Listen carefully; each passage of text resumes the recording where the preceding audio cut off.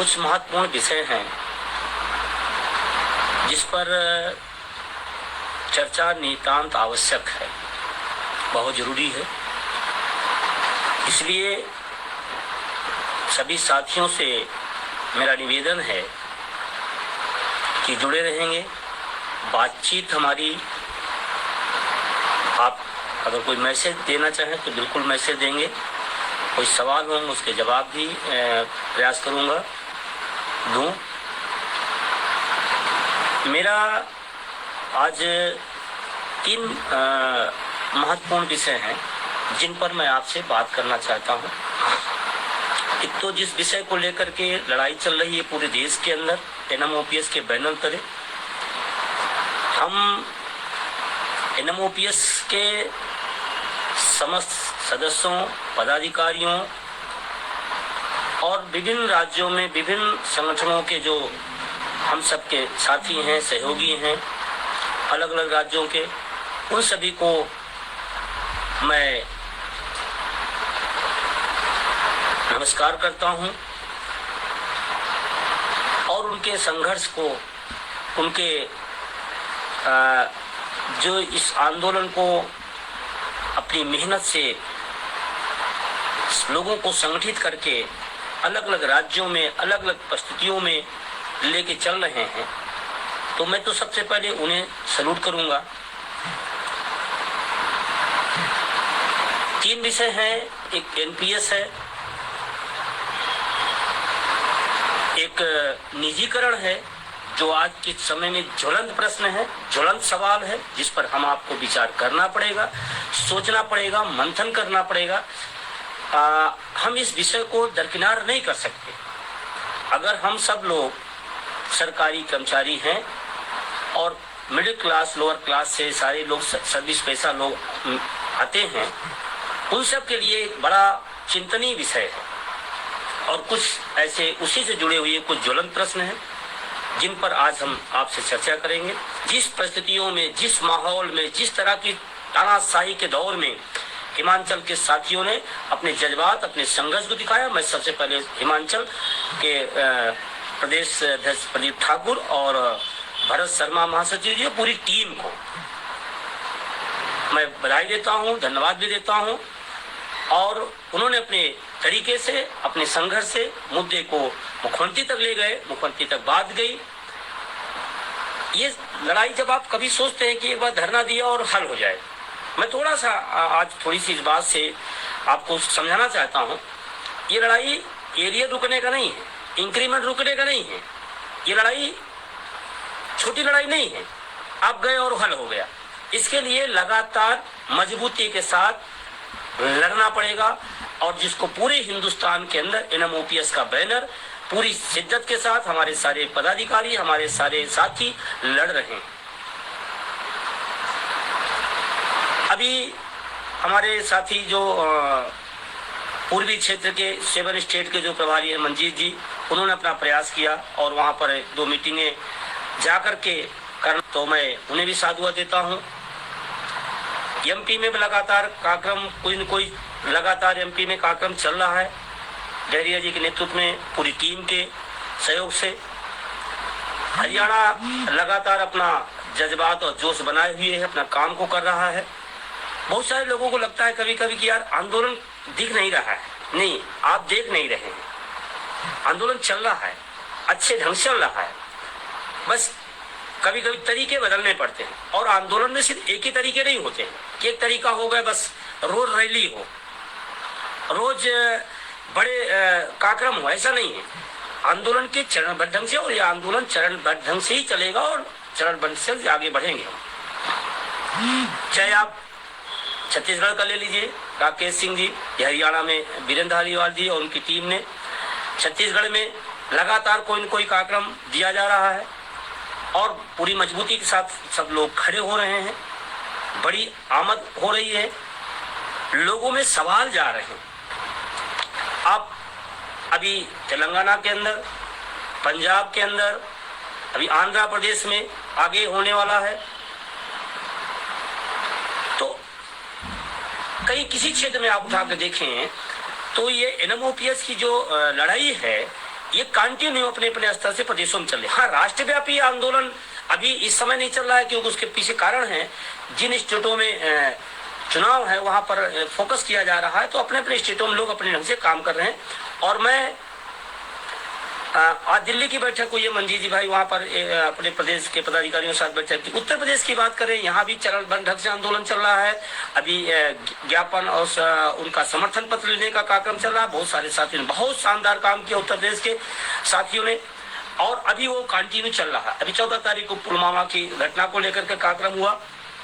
इस तरह से आप देखें तो पूरे हिंदुस्तान के अंदर किसी न किसी ढंग से आपको रोज इस आंदोलन की, एनएमओपीएस के आंदोलन की खूबी मैं बताऊं आपसे, रोज इस लड़ाई को लड़ा जा रहा है। कहीं न कहीं किसी न किसी स्तर से तमाम सारे साथी अपने अपने लेवल पर, चाहे वो कर्नाटका हो, चाहे वो अन्य स्टेट हो, तमाम सारे स्टेटों में अपनी अपनी प्रोग्राम अपने हिसाब से उस चीजों को बढ़ाया जा रहा है।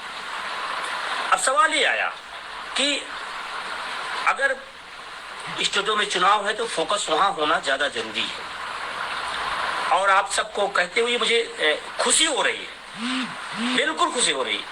तमाम सारे लोग इस दौर में निराश होंगे, तमाम सारे लोग तमाम तरह के प्रश्न होंगे, कैसे क्या। आज आप इस आंदोलन की ताकत देखिए, इस शानदार एनएमओपीएस के बैनर की हिम्मत देखिए कि इस खराब तानाशाही के दौर में भी चाहे सड़क पर और चाहे सदन के अंदर मजबूती के साथ लड़ाई लड़ रहा है। अगर मैं थोड़ा सा उधर कह दूंगा तो फिर लोगों को बुरा लग जाएगा। एनएमओपीएस के अलावा लड़का कौन कर रहा है, कौन उठा रहा है, कौन कह रहा है? उठा के देखो, आप अपने अपने प्रदेशों में देखो कौन से संगठन है, कौन से हैं जो कुछ कर रहे हो? शायद कुछ नहीं, कहीं नहीं, सब शांति में है। एक जगह पर्दे काम होता है, वो विभिन्न प्रदेशों के तमाम सारे हमारे सहयोगी संगठन हो, तमाम सारे साथी हो जो एनएमओपीएस के बैनर तले लगातार अपने कार्यक्रम को दे रहे हैं उनको। अब बात आई हमारे जो मेन मुद्दा है एनपीएस पर।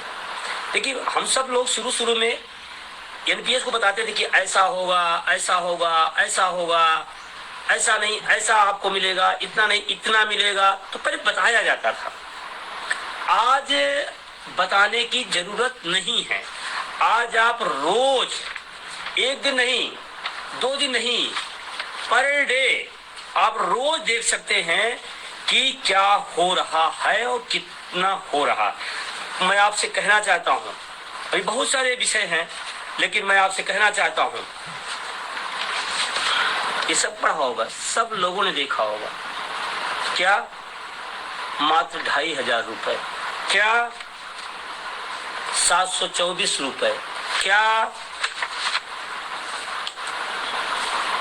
पेंशन शिखर, क्या रोज पेपरों में पहले तो बताया जाता था, आज सामने है।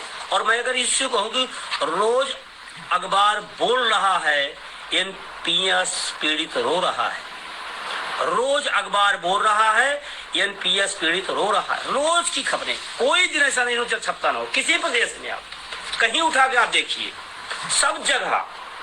अब एनपीएस बताने की चीज नहीं है कि क्या होगा और कितना मिलेगा, ये बहुत क्लियर है, साफ है। इस बात को आप समझिए। और आपको अभी भी लगता है कि नहीं, ये लड़ाई मेरी नहीं है, मैं आपको गारंटी के साथ कह सकता हूं, बुढ़ापे में जब इस संघर्ष में आपका योगदान नहीं होगा तो उस बुढ़ापे के दौर में आपको कचोटेगा। नहीं, सरकारों पर मैं नहीं जाता, मुख्यमंत्री जी क्या कर रहे हैं, प्रधानमंत्री जी क्या कर रहे हैं, सरकार को क्या करना चाहिए, नहीं। मैं एक बार सबसे निवेदन करना चाहता हूं, आपको क्या करना है। छीना आपका है, घर आपका गया है, अधिकार आपका गया है, और आप उनको दोषी माने नहीं। मेरा अपना 6-7 सालों का इस आंदोलन का अनुभव मैं बता दूं, एनपीएस कर्मचारियों की भी शिथिलता, निष्क्रियता इस आंदोलन को बहुत तेजी से आगे ले जाने में दिक्कत पैदा कर रही है। जनरली लोगों की सोच क्या हो गई है कि यार चलो अटेवा लड़ रहा है, पीवीएस लड़ रहा है, वहां पर पंजाब में वो सुखजीत भाई के नेतृत्व में हो रहा है, वहां हमारे महासचिव जी तेलंगाना में लड़ रहे हैं, वहां पर पलेला साहब लड़ रहे हैं, वहां पर डहरिया जी लड़ रहे हैं, वहां पर राकेश जी लड़ रहे हैं, वहां पर कांत जी लड़ रहे हैं, वहां पर नीरज त्रिपाठी जी लड़ रहे हैं। हमें क्या जरूरत है? ये जो सोच है इसको बदलनी पड़ेगी। आपसे मैं पूछना चाहती हूँ, आप कहते हो ना सरकार गलत है, आप कहते हो मुख्यमंत्री जी गलत है, आप कहते हो प्रधानमंत्री जी गलत हैं, आप क्या करते हो ये भी आप देखो।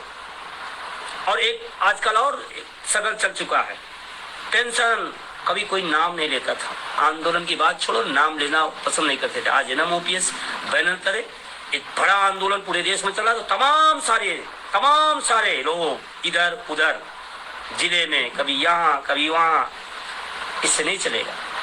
पद मिल सकते हैं, पेंशन नहीं मिलेगी। अगर पेंशन चाहिए तो एनएम ओपीएस के मजबूत बैनर तले मजबूती से खड़ा होना पड़ेगा और अपना रोल तय करना पड़ेगा। आप खुद तय करें, आप किसी को दोषों ऊपर दे, मुख्यमंत्री जी को, प्रधानमंत्री जी को, सरकार को, प्रदेश सरकार को, उसके पहले आप देखें कि आपकी चीज छीनी गई, आप कितने शिद्दत से उसको लड़ रहे हैं। इस बात को मुझे आज कहना पड़ रहा है। आप एनएम ओपीएस में बहुत अच्छी लड़ाई हुई, लेकिन अधिकांश एनपीएस के जो लोग हैं वो आज भी दूसरों पर छोड़ करके चले जाते। मेरे पास फोन आता है, रोज फोन आता है, बंधु जी क्या हो रहा है, तो दो सवाल उठाता है कि सरकार गड़बड़ है, मुख्यमंत्री गड़बड़, प्रधानमंत्री गड़बड़ है, और क्या हो रहा है। हम अब पूछना शुरू कर दिए आप क्या कर रहे हैं, क्या जो कार्यक्रम राज्यों में दे रहे हैं लोग उसमें आप पार्टिसिपेट हैं, क्या आपकी भूमिका है, क्या आप 5 आदमी 4 आदमी को उसमें इकट्ठा कर रहे हैं। नहीं सर मैं तो नहीं कर पा रहा हूं। फिर सवाल पूछने का भी मुझे लगता है गलत है। ये बहुत बड़ा सवाल है, तो एनपीएस को अब बताने की जरूरत नहीं है, उसको समझने की जरूरत है और उसकी लड़ाई लड़ने की जरूरत है। आज इस माहौल में लोग कह सकते हैं कि अरे ऐसा नहीं, लड़ाइयां तमाम विपरीत परिस्थितियों में लड़ी गई हैं और जीती गई। इतिहास का वो छोर पन्ने आप पलट के देखिए, क्या जो हमारे क्रांतिकारियों ने, जो हमारे तमाम सारे भारतीय नेताओं ने बड़ी बड़ी संघर्ष किए, क्या परिस्थितियां सामान्य थी? क्या नहीं, सामान्य नहीं थी। परिस्थितियां कभी सामान्य नहीं होती, परिस्थितियों को सामान्य बनाना पड़ता है। अगर आप कहें जुल्म इतना बुरा नहीं है जितना तुम्हारी खामोशी, जुल्म इतना बड़ा नहीं है जितना तुम्हारी खामोशी, इस बात को समझिए। और जहां भी, जिन प्रदेश में जहां भी एनएम ओपीएस के बैनर और उनके सहयोगी साथियों द्वारा इधर उधर कचरे में नहीं पड़िएगा, तमाम सारे लोग कचरे इधर उधर फैलाते रहते हैं, उनसे बचते हुए बचाते इस आंदोलन को आगे बढ़ाना